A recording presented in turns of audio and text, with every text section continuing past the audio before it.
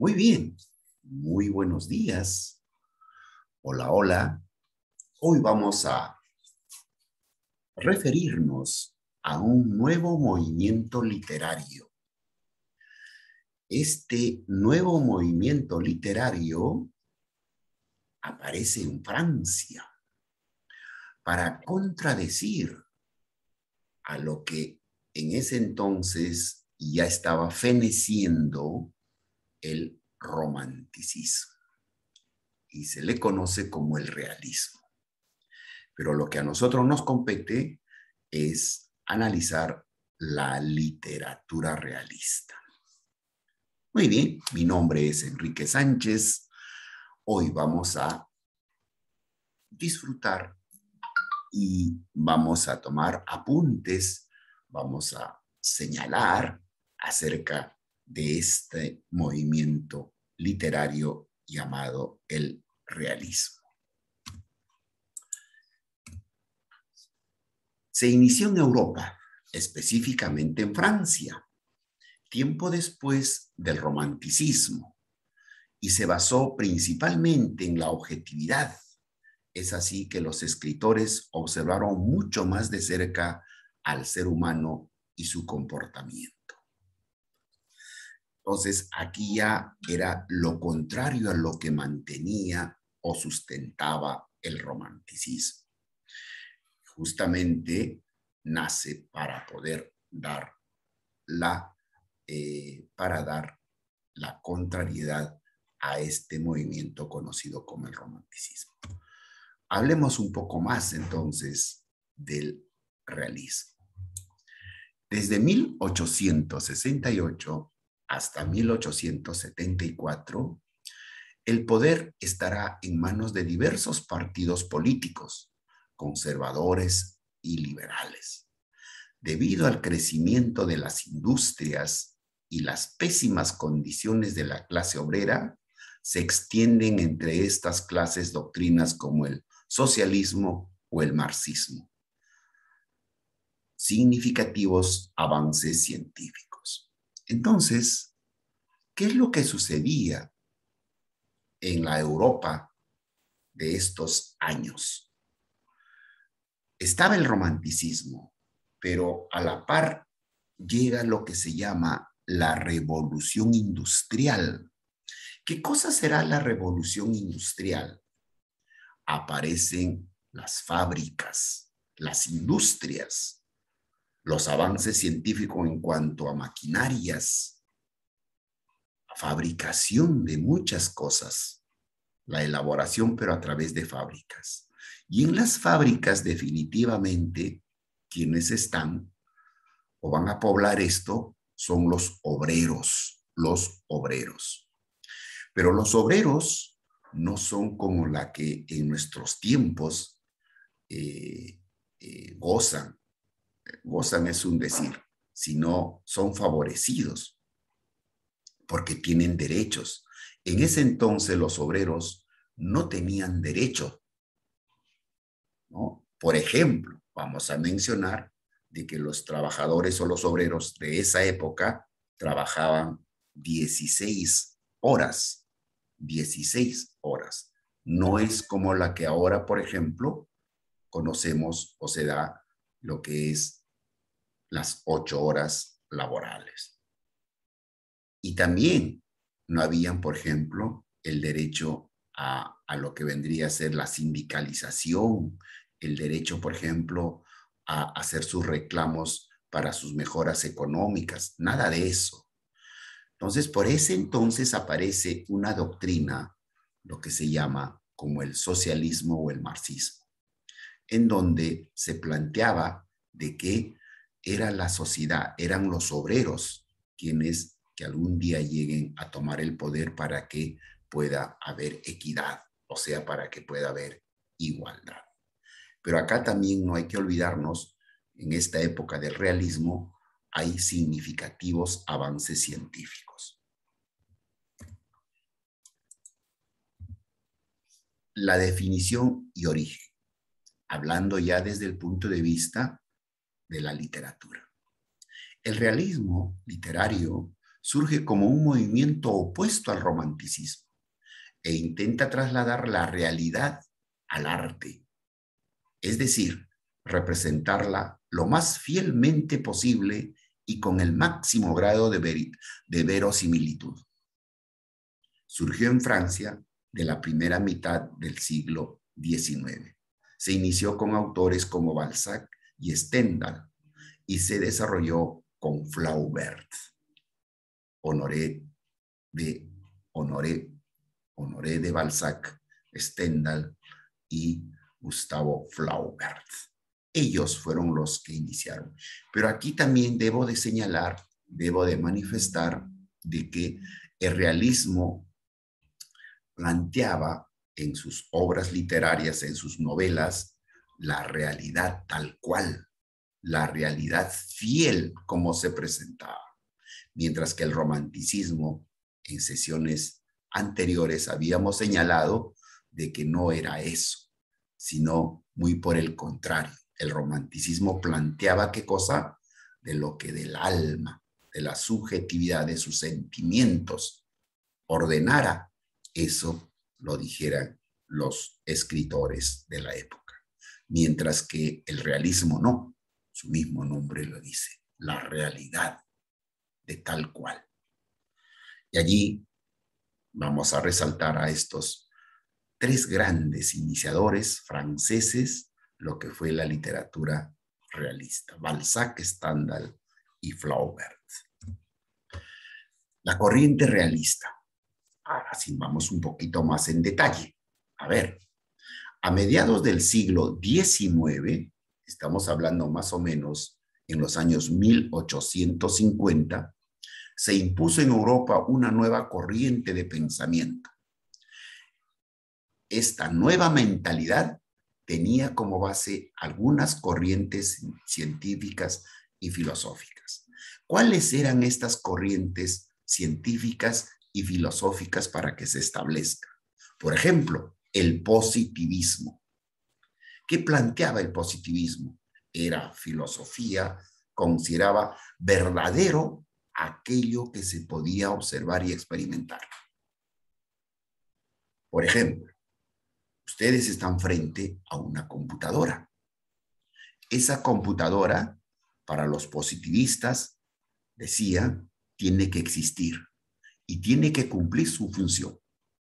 Eso es positivismo, aquello que se podía observar y experimentar, ¿no? ¿Y qué cosa eran la otra corriente filosófica? Las teorías de la herencia biológica. Por primera vez comienza a decirse de que biológicamente, ojo, a través de estudios, que después ya se corrobora y después ya se inventa muy últimamente lo que es el genoma humano, los genes. Entonces habla de la herencia biológica. ¿Y qué cosa es la herencia biológica? Son los parecidos, pues, al padre o a la madre, en este caso los hijos. Entonces, miren, ya comienzan a desarrollarse todas estas teorías, ¿verdad? La otra teoría era de la evolución de las especies. Por ese entonces, mis queridos oyentes que están detrás de la pantalla, aparece Charles o Carlos Darwin, un hombre que a través de sus experiencias y sus estudios comienza a señalar de que todas las especies han sufrido una evolución para ser. El humano, nos dice, el humano ha sufrido una evolución. ¿Y en dónde se sostiene? Se sostiene, por ejemplo, en el Homo sapiens, en los descubrimientos que se hicieron en diferentes partes del mundo. Por eso existe el hombre de Java, el Pithecanthropus, ¿no? Y ahí se sostiene. Inclusive Charles Darwin viene acá a Ecuador, ¿no? A las Islas Galápagos, y allí comienza a encontrar varios restos propios de la evolución.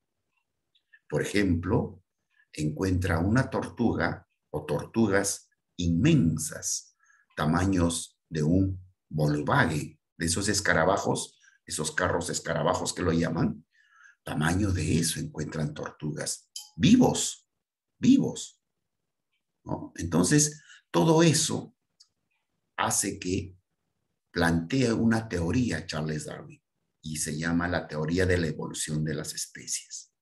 En psicología se produce un avance muy fuerte.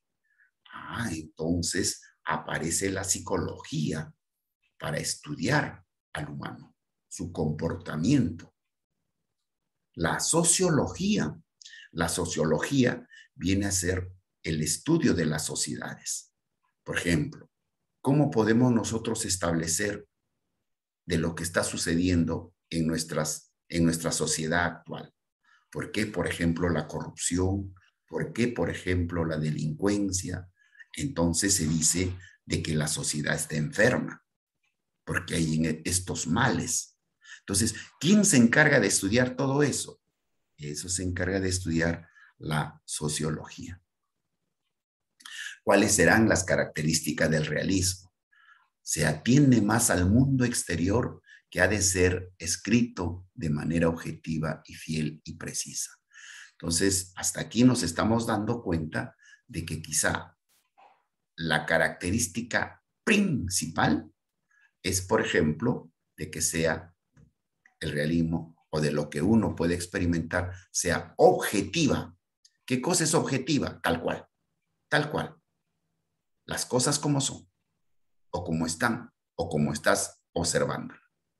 Fiel, decir pues que eso es por ejemplo, un objeto y el objeto posee esto, ello. No agregarle ni quitarle nada. Y precisa. Miren cómo, ¿no? Entonces, quizá esa es la característica del realismo. Pero también dicen los autores se centran en la realidad más próxima.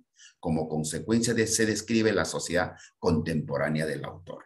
Entonces el autor, y escuchen, las novelas o todo lo que se escribía en esa época tenía que ser de lo que el autor esté viviendo en su momento. Ya no imaginarse cómo va a ser el futuro o hablar de lo pasado, porque simplemente lo pasado es porque tú leíste, porque tú escuchaste. Habla en la realidad, escriba sobre la realidad del autor que está viviendo. El método utilizado por los autores es la observación directa, toma de apuntes, documentación rigurosa. O sea, eran muy exigentes cuando apareció el realismo, ¿no? Todo ello incluye parte de las características de este movimiento literario. Los escritores reflejan con precisión tanto los ambientes, costumbres, lugares, vestidos, etcétera, como los caracteres de las personas. O sea, allí estamos estableciendo eso. Abundan las descripciones. Entonces, las descripciones tales cuales tienen que ser. Se suelen utilizar el narrador en tercera persona. Los temas tratados son muy variados. ¿Qué temas se trataría en la literatura del realismo? La política, el trabajo, la vida de los barrios bajos, o sea, donde vivían los obreros. ¿No? Acuérdate que en esta época aparece, en el realismo aparecen los obreros, ¿no? Eso es lo que podríamos ir manifestando. ¿Quiénes eran los personajes en la literatura realista? Sus personajes suelen ser individuos inadaptados, ¿no? O sea, parte de la sociedad, de lo que como eran ellos, que se enfrentan a la sociedad y son derrotados por el mundo que los rodea. Normalmente son numerosos y representan a diferentes clases sociales. Aquí cabe detenernos un momento porque así como el positivismo sostiene al realismo, hay otra teoría, otra corriente que se llama el naturalismo. El naturalismo. Este movimiento pretendió llevar hasta sus últimas consecuencias los postulados del realismo. por lo que intentó retratar la realidad con un método científico. Hizo de la observación y de la experimentación su método de trabajo. Quien sostiene el naturalismo, el representante del naturalismo, es el francés Émile Zola. El más destacado, estableció sus bases a partir de dos corrientes científicas y filosóficas de la época. Muy bien. Y aquí tenemos quizá a los representantes de la literatura realista. Principalmente en Francia son Stendhal, Flaubert, Émile Zola y Stan Maillard. Estos cuatro son representantes de Francia, pero también, ¿no? Vamos a tener a los otros representantes, pero eso ya será materia de otra clase, porque también en Rusia hay representantes, porque el realismo llega con mucha fuerza a Rusia, y Rusia también hace que tengan sus representantes. Muy bien, eso es lo que podríamos decir de lo que fue el realismo y la literatura realista. Muchas gracias.